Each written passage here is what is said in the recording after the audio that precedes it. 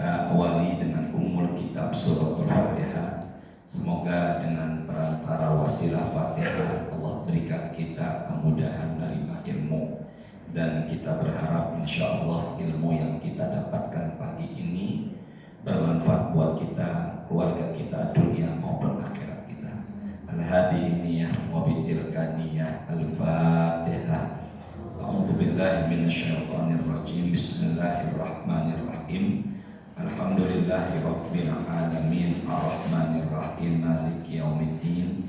Iyyaka na'budu wa iyyaka nasta'in. Ihdinas siratal mustaqim, siratal ladzina an'amta 'alaihim ghairil maghdubi 'alaihim waladdallin. Amin ya rabbal alamin. Kita lanjutkan insyaallah pertemuan sebelumnya tentang macam-macam syafaat yang dimiliki oleh Rasulullah Sallallahu Alaihi Wasallam. Dan nanti insya Allah di penghujung, jika waktu masih ada, kita bahas mengenai syafaatul uzma. Pertama, ini hanya pengulangan sebelum nanti masuk ke pembahasan yang baru. Rasulullah Sallallahu Alaihi Wasallam bersabda, "Ati babal jannati yaumal qiyamati sa'astaftihu." Aku mendatangi pintu-pintu surga. Pintu-pintu surga di hari kiamat didatangi oleh Rasulullah Sallallahu Alaihi Wasallam.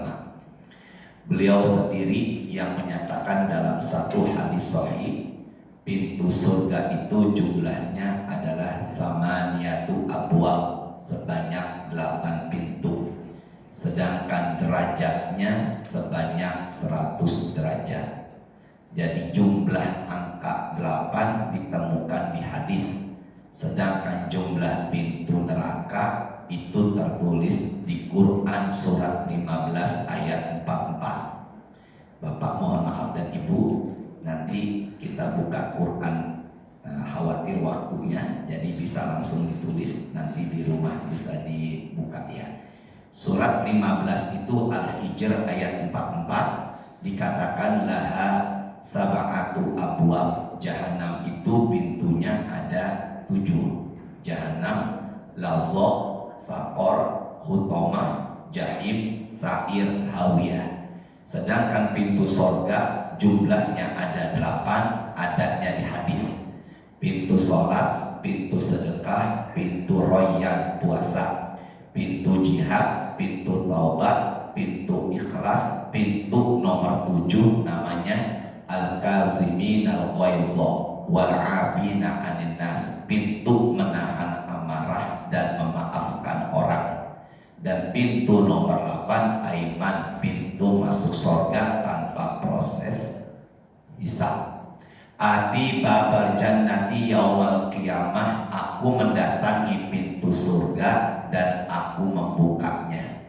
Fayaqulul qazin, penjaga surga yaitu malaikat Ridwan mengatakan, man anta, siapakah engkau? Fa'aqulu, maka aku jawab, ana Muhammad Sallallahu Alaihi Wasallam, aku adalah Nabi Muhammad. Maka kemudian penjaga surga malaikat Ridwan mengatakan, bika umirtu la aftahu li ahadin qablaka, aku diperintahkan Allah membuka pintu surga hanya untukmu ya Rasulullah, dan tidak ada satupun makhluk yang masuk ke dalam surga sebelum engkau wahai Rasulullah. Berarti syafaat di hari kiamat yang pertama yang dimiliki oleh Rasulullah adalah beliau sendirilah yang membuka pintu surga. Itu yang pertama, syafaat yang dimiliki oleh Rasulullah, beliaulah sendiri yang membuka pintu apa tadi? Surga. Kedua, paman Rasulullah yang durhaka, nama paman Rasulullah yang meninggal meskipun pengabdian buat Rasul luar biasa, tapi meninggalnya masuk kafir adalah Abu Thalib. Abu Thalib meninggal dunianya masuk kafir, dan singkat cerita di akhir hayatnya Rasulullah mendatangi Abu Thalib, dan di sebelah kirinya didatangi oleh Amr bin Hisham atau Abu Jahal. Lalu kemudian di akhir hayatnya Abu Thalib bukan malah memeluk Islam, justru malah berpegang teguh ke ajaran kakek nenek moyangnya, yaitu penyembah berhala kafir. Maka kemudian Rasul mengatakan di hadapan jenazah pamannya Abu Thalib yang meninggal kafir, maka la astaghfironna lak, aku akan memohonkan ampunan kepada Allah untukmu selama belum ada larangan. Maka turun Quran surat ke-9 113, maka nabi nabi walladzina amanu ayastaghfiru lil musyrikina walau kanu uli qurba. Tidak pantas atau tidak boleh bagi seorang nabi dan orang beriman untuk mendoakan kerabatnya yang non muslim meskipun dia meninggalnya dalam keadaan kerabatnya, tapi meninggalnya kafir. Maka boleh gak Nabi mendoakan pamannya Abu Thalib biar Allah ampuni sementara dia meninggalnya dalam keadaan kafir? Maka jawabannya tidak boleh. Maka Abu Thalib adalah paman Nabi yang masuk ke dalam neraka. Apakah dia bisa masuk ke dalam surga? Jawabannya tidak pernah. Orang kafir atau orang non muslim tidak pernah masuk ke dalam surga. Berarti kalau ada yang tanya apakah orang kafir itu abadi di neraka, jawabannya iya, abadi. Tapi kita bicara mengenai syafaat pertolongan Rasulullah, maka apa yang terjadi? Maka Abu Thalib meskipun dia masuk ke dalam neraka, tapi siksa nerakanya diringankan, yaitu dia berada di api neraka sedalam mata kaki, tapi yang mendidih adalah otaknya. Dan Nabi mengatakan laula ana, kalau bukan karena aku, laula ana, kalau bukan karena aku, lakana bidarkil asfali minan nar, maka posisi Abu Thalib adanya di dasar neraka yang paling bawah. Maka kalau begitu, siapakah orang kafir, satu-satunya orang kafir di hari kiamat yang mendapatkan syafaatnya Rasulullah? Hanyalah Abu Thalib. Tapi apakah Abu Thalib bisa masuk ke surga? Jawabannya tidak. Hanya diringankan, dia berdiri di api neraka sedalam apa tadi? Mata kaki, tapi yang mendidih adalah otaknya. Tapi kalau bukan karena syafaatnya Rasulullah, maka dia berada di dasar neraka yang paling bawah. Itu syafaatnya Rasulullah. Yang pertama membuka pintu surga yang jumlahnya 8. Yang kedua meringankan azab neraka untuk pamannya yaitu Abu Thalib. 3. Suratnya ketiga, ini pengulangan. Suratnya ketiga ayatnya 106. Yauma tabyatu wujuh wa taswaddu wujuh. Di hari kiamat nanti ada manusia yang wajahnya hitam dan ada manusia yang wajahnya putih. Mereka yang wajahnya hitam adalah yang masuk neraka. Sementara mereka yang wajahnya putih fa fi rahmatillah, mereka berada di surga dengan rahmat Allah. Maka kalau dia di dunia cantik, menawan, tampan, putih, tapi masuk neraka, berubahlah keputihannya itu menjadi hitam. Sementara dia di dunia wajahnya hitam kelam, tapi masuk surga berubahlah menjadi putih. Bahkan Nabi mengatakan kalau qamar lailatul badri, golongan pertama yang masuk surga wajahnya cerah, memancar laksana bulan di malam purnama. Jadi siapakah manusia yang masuk surga wajahnya cerah, memancar laksana bulan purnama? Golongan pertama yang masuk ke dalam apa? surga. Maka penduduk surga wajahnya putih, penduduk neraka wajahnya apa?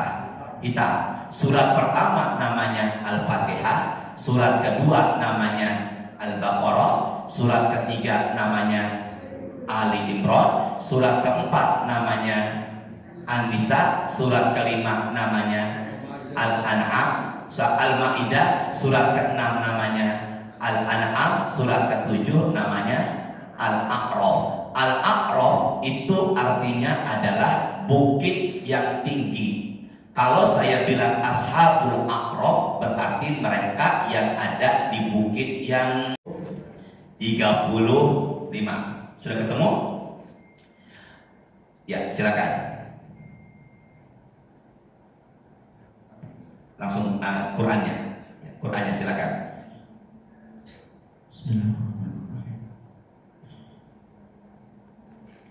Wa qulna ya Adam uskun anta wa zawjuka al-jannata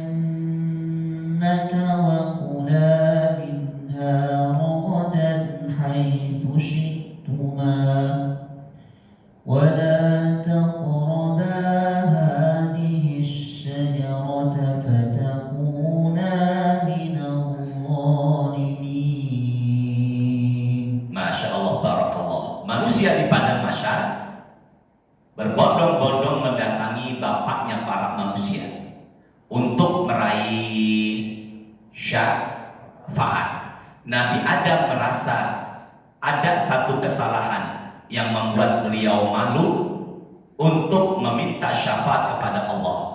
Satu kesalahan Nabi Adam tertulis di ayat ini, wa qulna ya Adam uskun anta wa zawjuka al-jannah wa kula minha ragadan haitsu syi'tuma wa la taqraba, janganlah engkau dan istrimu yang bernama Hawa mendekati hadis syajarah, mendekati pohon ini. Kalau di Quran di surat 20 ayat 120 tertulis syajaratul khuldi. Apa itu namanya? Jadi kalau begitu syajaratul khuldi memang ada di Quran. Pohon khuldi, makanya buahnya disebut buah khuldi. Pohon duren, buahnya disebut buah duren. Maka kalau begitu Nabi Adam dipesan sama Allah, diperintahkan sama Allah, tinggallah di surga dan makan sesukamu. Tapi ingat, janganlah dekati pohon ini. Maka pohon itu ditulis dalam Quran namanya pohon khuldi. Maka kemudian Nabi Adam bukan hanya mendekatinya, bahkan beliau memakannya. Itulah yang membuat Nabi Adam malu untuk memberikan syafaat. Manusia kemudian apa yang terjadi? Nabi Adam kemudian memerintahkan agar manusia berbondong-bondong mendatangi Nabi Nuh alaihissalam. Apa yang terjadi, Ustaz? Ibu, ini silakan dicatat aja, tidak dibuka, khawatir nanti konsennya terbagi pembahasannya. Ini kemungkinan besar banyak membuka Quran. Suratnya 29 ayat 14. Walaqad arsalna Nuhan ila qaumihi falabisa fil alfasanatin illa khamsina ama. Nabi Nuh diutus sama Allah untuk berdakwah di kaumnya. Ternyata diabadikan bertinggalnya Nabi Nuh bersama kaumnya adalah yaitu alfasanatin 1000 tahun illa dikurangi khamsina ama 50 tahun. Jadi berapa Pak? 1000 tahun dikurangi berapa? 50, maka jadinya, maka Nabi Nuh bersama dengan kaumnya berdakwah selama 950. Ada banyak pendapat mengatakan hanya dengan 950 bisa membawa umat 40 masuk Islam. Makanya Ustaz nggak boleh baperan. Nabi Nuh 950 hanya berapa tadi itu? Wallahu a'lam bishawab. Jadi Nabi Nuh berdakwah kepada kaumnya selama 950 tahun. Ternyata menurut pendapatnya Ibnu Abbas sepupunya Nabi yang pernah mendapatkan doa dari Rasulullah, nama lengkapnya Abdullah bin Abbas, menjadi sumber rujukan ulama tafsir dunia. Beliau menambahkan angka 100 tahun untuk usianya. Karena dakwahnya 950 tahun, usianya nambah 100 tahun lagi, jadinya 1050 tahun. Itulah usianya Nabi Nuh. Maka kemudian diabadikan dalam Quran suratnya 71 ayat 7, wa inni kullama da'awtum litaghfira lahum ja'alu asabi'ahum fi azanihim. Namun umatnya ketika Nabi Nuh berdakwah selalu begini. Apa nih? Apa ini? Ini telunjuk dimasukkan ke telinganya, bahasa sayanya tekok. Jadi kupingnya diapakan nih? Jadi setiap Nabi Nuh bicara berdakwah, mereka selalu nutup. Maka Pak Anies, Pak Aryan dan semuanya Pak Alimin, ketika saya bicara sekarang, Bapak begini, ya Bapak Alamuddin, kedengeran nggak saya bicara kalau Bapak begini? Tidak, itu umatnya Nabi Nuh. Ternyata di Quran surat yang sama, Allah berkata, wastaqsyausiyabau. Sini, nih, apa ini?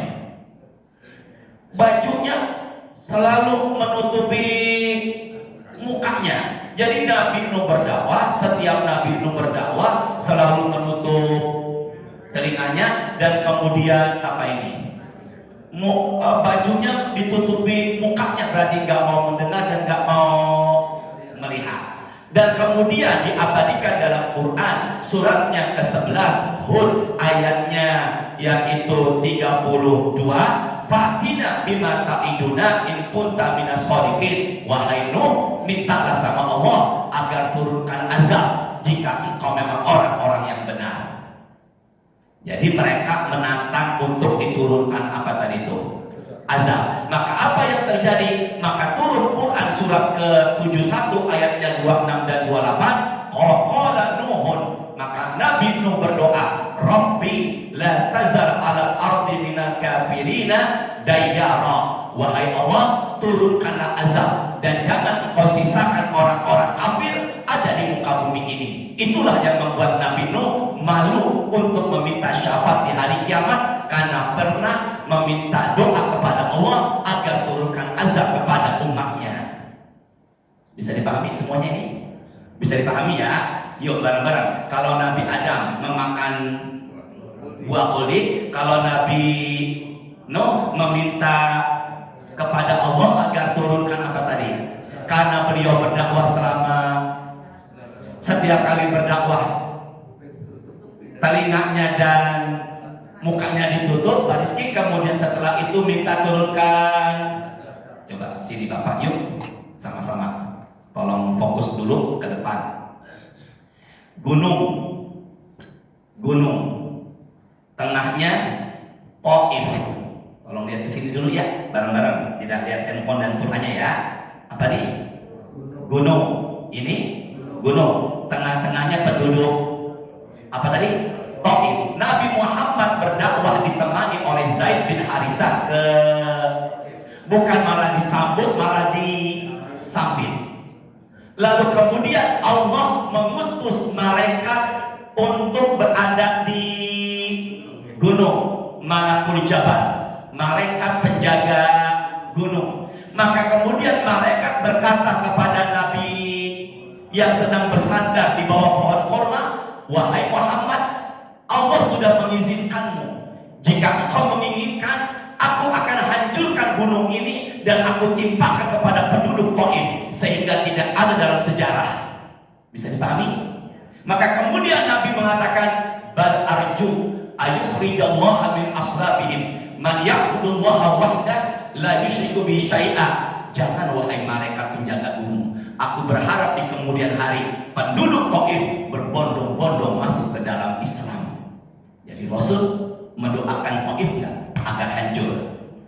Kalau Nabi Nuh mendoakan. Itulah yang membuat Nabi Nuh malu untuk meminta syafaat. Bareng-bareng, kalau Nabi Adam, kalau Nabi Nuh, tapi Nabi Muhammad meskipun beliau dalam keadaan terjepit kemudian disuruh menghancurkan, beliau enggak. Coba kalau seandainya saya kala itu kata penjaga gunung, wahai Hashim, Allah udah mengizinkan jika engkau merintahkan aku akan hancurkan. Kira-kira menurut Bapak dan Ibu saya gimana ngomongnya?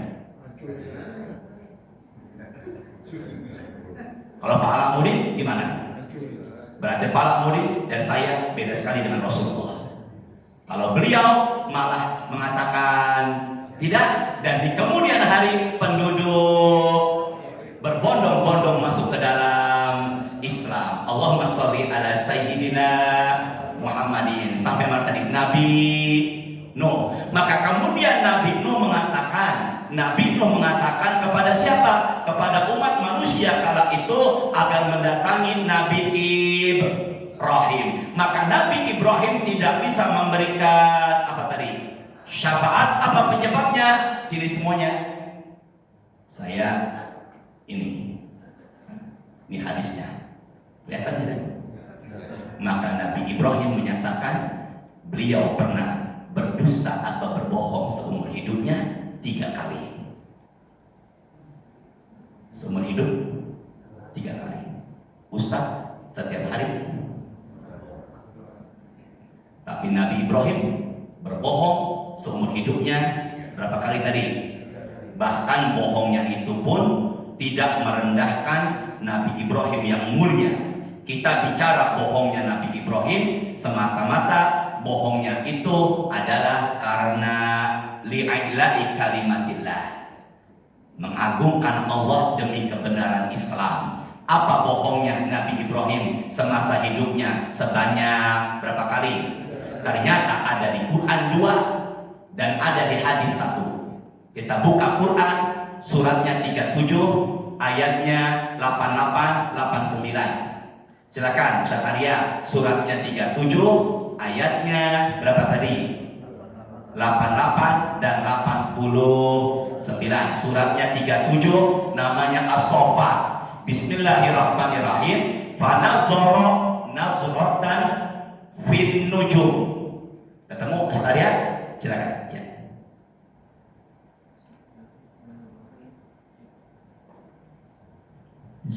Ya, silakan kita.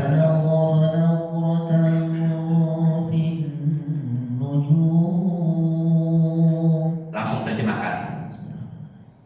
Lalu dia memandang sekilas ke bintang-bintang, kemudian dia Ibrahim berkata, sesungguhnya aku sakit. Sini dulu yuk.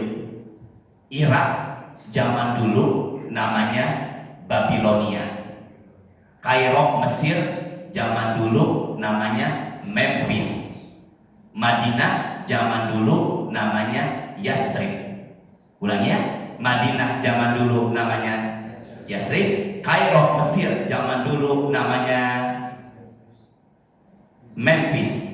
Dan Irak zaman dulu namanya adalah Babilonia. Maka Irak zaman dulu, Babilonia ada pesta rakyat. Kaumnya Fir'aun mengajak Fir'aun untuk sama-sama pergi ke Babilonia. Fir'aun nggak ingin pergi ke Babilonia, dan ini adalah saat-saat yang beliau nanti-nantikan agar umatnya pada pergi pesta ke Babilonia sehingga kampungnya kosong, dan beliau ingin menghancurkan berhala. Maka ketika kaumnya mendatangi Nabi siapa tadi? Ibrahim, maka mereka mengajak agar Nabi Ibrahim pergi ke Babilonia. Maka Nabi Ibrahim gimana cara menolaknya? Pakai trik, pakai siasat. Fanazara nazratan fin nujum. Kesini deh. Beliau melihat sesekali kemana?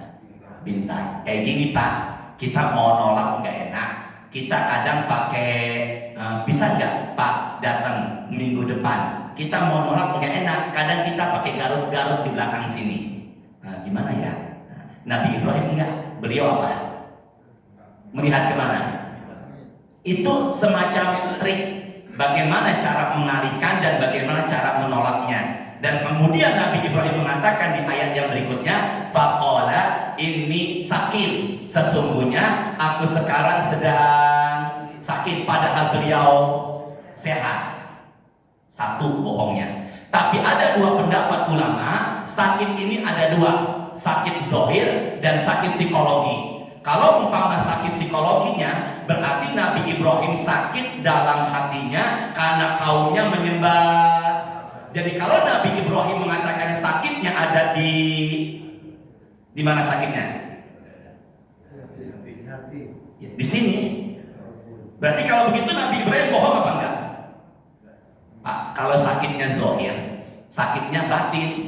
Sakit batin karena merasa kesal, sedih, karena sudah syuruk ya, sudah syuruk. Ya Allah, yang handphonenya bunyi, semoga tambah rezekinya sehat selalu ya Allah. Pak, semoga sehat selalu. Sampai mana saya ngomong tadi ya? Pak, sakitnya di mana ibu? Kalau Nabi Ibrahim sakitnya di hati, kecewa, sedih karena umatnya nyembah berhala, dosa apa tidak? Tidak, karena sakitnya di mana tadi ini? Di kolbun, di hati. Tapi kalau sakitnya zahir, beliau dalam keadaan apa tadi? Sehat. Dari situlah ulama tafsir terjadi perbedaan pendapat. Tapi Nabi Ibrahim menyatakan, tapi Nabi Muhammad menyatakan, ini Nabi Muhammad sendiri yang mengatakan, inilah dosa pertama Nabi Ibrahim. Beliau mengatakan dirinya sedang sakit, padahal beliau sedang apa? Sehat. Satu. Sekarang bohong yang keberapa nih? Bohong kedua. Tidak buka Quran, silakan ingin catat. 21 Al-Anbiya. Surat ke-21 Al-Anbiya di ayat yang 62, apa yang terjadi? Qalu a'anta fa'ata hadza bi alihatina ya Ibrahim. Kemudian umatnya pulang dari siapa tadi? Babilonia. Kemudian melihat berhalanya sudah dihancurkan sama Nabi Ibrahim, kemudian disisakanlah berhala yang paling besar. Ada pendapat mengatakan kampak alat penghancurnya dikalungkan ke lehernya berhala. Maka kemudian mereka kaumnya berbondong-bondong mendatangi Nabi Ibrahim, apakah engkau yang menghancurkan berhala-berhala kami, Tuhan-Tuhan kami? Nabi Ibrahim mengatakan, tertulis diabadikan di ayat 63-nya, bal fa'alahu kabiruhum, yang mengerjakannya, yang menghancurkannya adalah yang paling besar. Padahal siapa? Padahal Nabi Ibrahim bohong yang kedua. Tujuannya Nabi Ibrahim mengatakan begitu, tujuannya adalah agar umatnya berpikir apakah Tuhan yang selama ini dia sembah bisa diajak bicara dan memberikan manfaat. Ternyata tidak. Ini bohong Nabi Ibrahim yang ke berapa tadi ini? 2. Sementara dalam hadis bohongnya ada 3. Sisa berapa lagi? Nabi Ibrahim punya istri yang pertama, namanya adalah Sarah. Siapa tadi? Sedangkan istri keduanya Nabi Ibrahim namanya adalah Hajar. Dari pernikahan Hajar lahirlah sosok Nabi, namanya Nabi Ismail. Dari pernikahan Sarah lahirlah sosok Nabi, namanya Nabi Ishak. Karena Sananas. Dalam hadis Sahih Muslim, Nabi bersabda, sesungguhnya Sarah ini adalah wanita yang sangat cantik di zamannya. Jadi wanita yang sangat cantik di zaman itu adalah istri Nabi Ibrahim yang bernama Sarah. Kalau kita rohnya diganti jadi ra. Jadinya apa? Biasanya kita nambahkan di ujungnya Siti. Jadinya apa? Siti.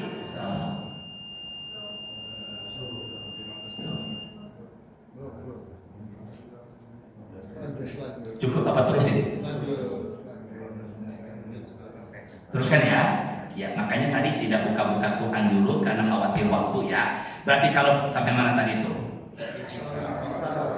Wanita yang sangat cantik di zamannya, punya anak namanya Nabi Ishak. Nabi Ishak punya anak namanya Nabi Yakub. Berarti Nabi Yakub apanya Nabi Ibrahim? Cucu. Nabi Yakub punya anak namanya Nabi Yusuf. Berarti Nabi Yusuf apanya Sarah? Apanya? Cicit. Nabi yang terkenal dengan ketampanannya adalah, maka ada pendapat ulama ketampanan Nabi Yusuf mengikuti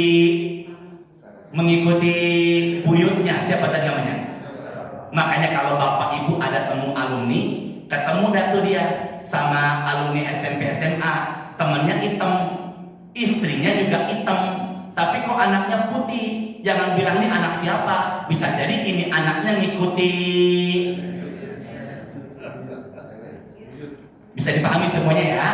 Nah, kemudian apa yang terjadi? Nabi Ibrahim dan istrinya yang sangat cantik bernama mendatangi satu tempat kampung. Ternyata di kampung ini sangat suka rajanya dengan wanita cantik. Apa yang terjadi Ustaz? Maka kemudian pengawal raja melihat kalau ada wanita cantik dan laki-laki, yaitu Nabi Ibrahim, masuk ke kampung itu. Maka kemudian apa setelah itu? Raja minta agar wanita itu mendatangi ke istana. Nabi Ibrahim berpesan kepada siapa tadi? Ini kalau raja mengetahui kalau Nabi Ibrahim adalah suaminya, maka ini Nabi Ibrahim sama raja akan dipenggal. Makanya Nabi Ibrahim mengatakan kepada Sarah, apa ucapannya? Kalau raja itu tanya sama engkau, bilang aja engkau adalah ukhti, engkau adalah saudariku. Padahal Pak Alamudin ketemu sama alumni kuliah dulu, pernah ada di hati Pak Alamudin, tapi sekarang perempuan itu sudah single parent. Pak Alamudin bawa istrinya, dia nanya, Mas siapa itu? Kata Pak Alamudin, ini saudari aku. Padahal siapa? Boleh nggak kayak begitu? Boleh kalau kayaknya dipenggal sama raja. Bisa dipahami ya semuanya ya. Berarti kalau begitu bohongnya Nabi mengakui kalau Sarah adalah siapa tadi? Saudari maka Nabi Ibrahim menjelaskan kemudian sebenarnya orang yang beriman di muka bumi saat ini adalah kita berdua. Berarti kalau kita berdua, maka benar Sarah ini bukan hanya istri, tapi juga saudari seiman. Itulah bohongnya Nabi siapa tadi itu? Yang pertama mengakui dirinya sakit, padahal yang kedua mengatakan kalau yang menghancurkan adalah patung, dan yang ketiga mengatakan bahwasanya istrinya adalah. Nggak cukup sampai di situ ceritanya. Datanglah Sarah kepada raja. Ibu bapak semuanya ikuti saya yuk, sama-sama angkat suaranya ya. Wallahu yaqsimuka minan nas. Yang barusan saya baca itu adalah surat Al-Maidah ayatnya 67. Apa yang terjadi? Dan Allah melindungi Nabi Muhammad dari kejahatan manusia. Ulangi saya. Dan Allah melindungi siapa tadi? Dari kejahatan.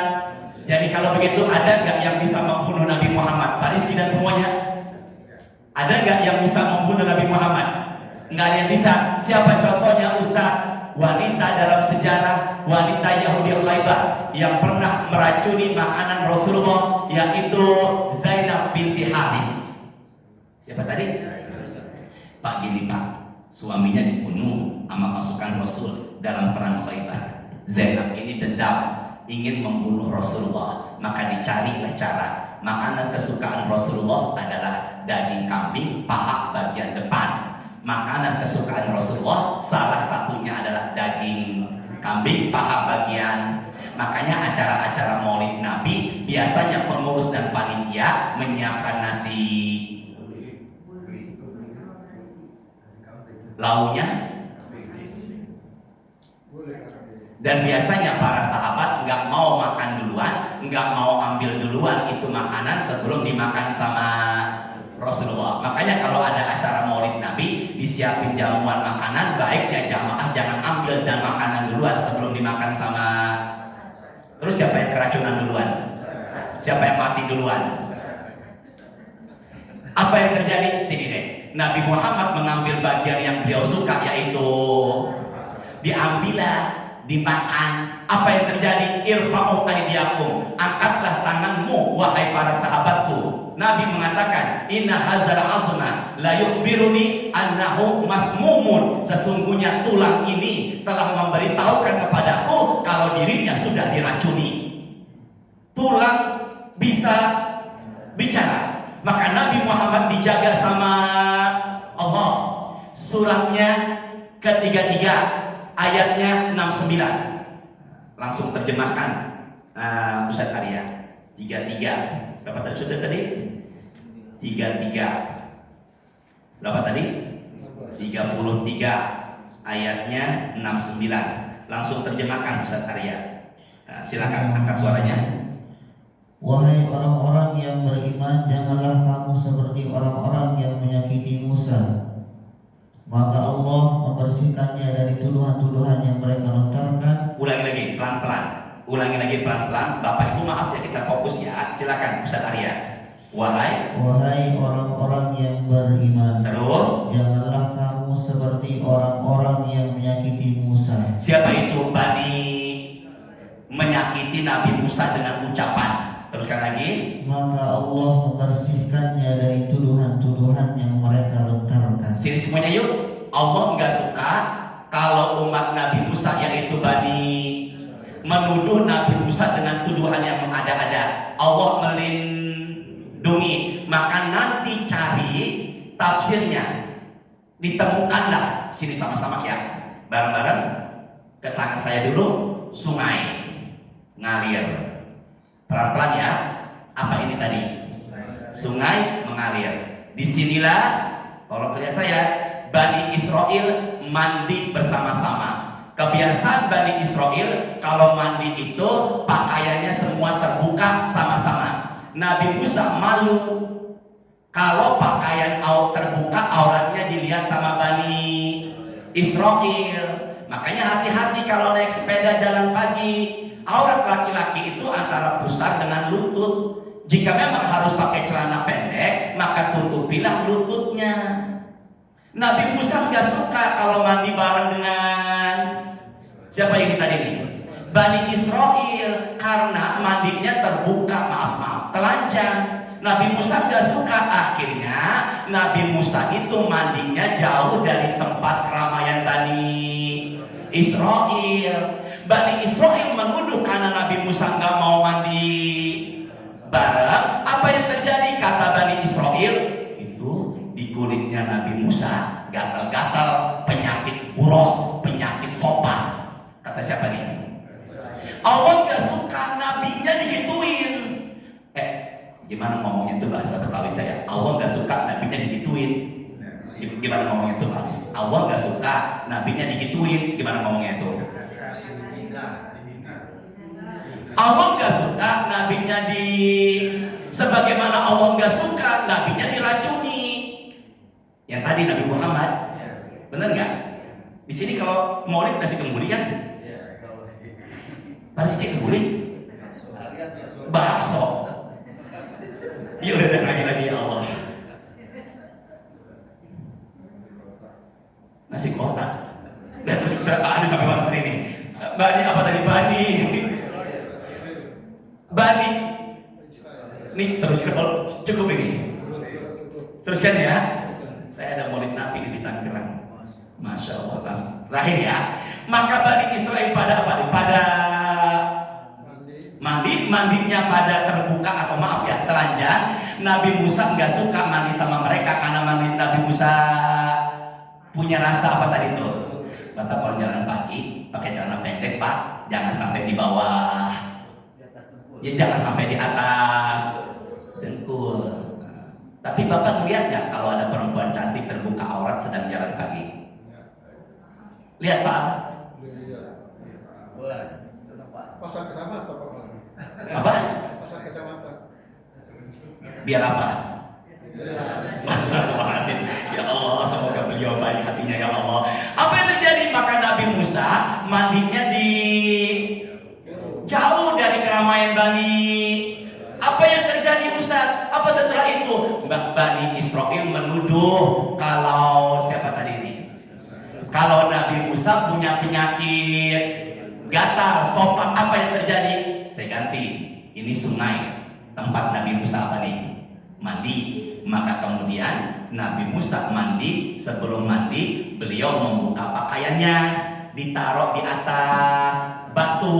Maka dengan izin Allah batu bisa terbang kemudian tiba di tempat keramaian. Nanti Bapak dan Ibu bisa cari ucapan saya ini sahih apa tidak. Ternyata sahih. Batu terbang di zaman Nabi Musa. Batu ini membawa bajunya Nabi Musa dan ada di tempat keramaiannya. Nabi Musa kemudian ngejar tuh pakaiannya yang ada di atas batu sambil memegang tongkat dan beliau mengatakan, "Ya Hajar, sobi, ya Hajar, sobi." Wahai batu, pakaianku, pakaianku. Saya tanya, Nabi Musa pakai baju nggak sambil ngejarnya? Maka kemudian batu ini dengan izin Allah ada diturunkan di tengah-tengah Bani Israel dan kemudian Nabi Musa mengejar batu itu dan Bani Israel melihat ternyata tubuhnya Nabi Musa begitu mulus luar biasa dan ternyata Nabi Musa terlepas dari tuduhan itu. Berarti Allah nggak suka Nabi Musa disakiti. Setelah itu Nabi Musa mengambil bajunya dan kemudian batunya dipukul beberapa kali dengan tongkatnya. Dalam hadis sampai berbekas, batu berbekas dengan tongkatnya. Saya pernah nyampaikan belum? Malaikat maut ditampar matanya sama Nabi Musa. Next insya Allah. Kembali lagi tadi, siapa perempuan itu? Yang cantik. Siapa tadi? Ke saya di sini. Ke saya dulu ya. Ini perempuan cantik, ini raja. Ulangi. Siapa nih? Ini? Siapa? Saroh. Sama raja Saroh ini langsung dipeluk. Nabi Ibrahim berdoa di lain tempat. Sarohnya pun berdoa. Dengan izin Allah, ini tangannya raja jadi lumpuh. Allah lindungi kan? Sebagaimana melindungi Nabi Musa dan Nabi Muhammad. Maka kemudian raja mengatakan, mintalah sama Tuhanmu biar tanganku nggak lumpuh. Saroh berdoa, tangannya lepas lagi. Karena nih raja sukanya sama wanita cantik, dipeluk lagi, doa lagi, lumpuh lagi. Makanya Pak, hati-hati meluk istri. Setelah itu apa? Sampai ketiga kalinya tangannya lumpuh. Maka kemudian kata raja, mintalah kepada Tuhanmu agar melepaskan tanganku ini. Saroh berdoa, maka tangannya lepas lagi. Maka raja mengatakan kepada pengawalnya yang membawanya, ataitani bisyaiton walam ta'tini bi insan. Ini perempuan bukannya manusia tapi setan. Siapa yang menjagaku? Maka jangan pernah takut kalau kita rajin tahajud, rajin puasa sunnah. Allah yang langsung menjaganya. Maka kemudian Saroh dilepaskan dan dihadiahkanlah wanita yang tidak kalah cantik dengan Saroh, namanya adalah Hajar. Ucapan saya ini ada di hadis Sahih Muslim. Itulah bohongnya Nabi Ibrahim yang sehingga beliau tidak memberikan. Maka Nabi Ibrahim mengatakan kepada manusia di padang mahsyar, datanglah kepada Nabi Musa. Nabi Musa tidak bisa memberikan syafaat. Apa penyebabnya Ustaz? Next insya Allah to be continued. Cukup? Cukup? Yuk bareng-bareng. Nabi Adam karena pernah memakan buah. Nabi Nuh karena mendoakan umatnya biar turunkan. Karena awalnya dakwah selamat dan kupingnya selalu dan kemudian mukanya pun selalu ditutup. Nabi Ibrahim pernah berdosa selama satu, mengakui kalau beliau dirinya sakit. Yang kedua, berhala yang membunuhnya. Dan yang ketiga, mengatakan istrinya. Nah, sekarang tinggal Nabi Musa. Insya Allah pertemuan yang akan datang. Subhanakallahumma wa bihamdika asyhadu an la ilaha illa anta astaghfiruka wa atubu ilaik. Rabbana taqabbal minna innaka antas samiul alim wa tub alaina innaka antat tawwabur rahim. Allahumma inna nas'aluka ilman nafi'an wa rizqan thayyiban wa amalan mutaqabbala. Allahumma shalli wa sallim ala sayyidina Muhammadin walhamdulillahi rabbil alamin. Assalamualaikum warahmatullahi wabarakatuh. Alhamdulillah.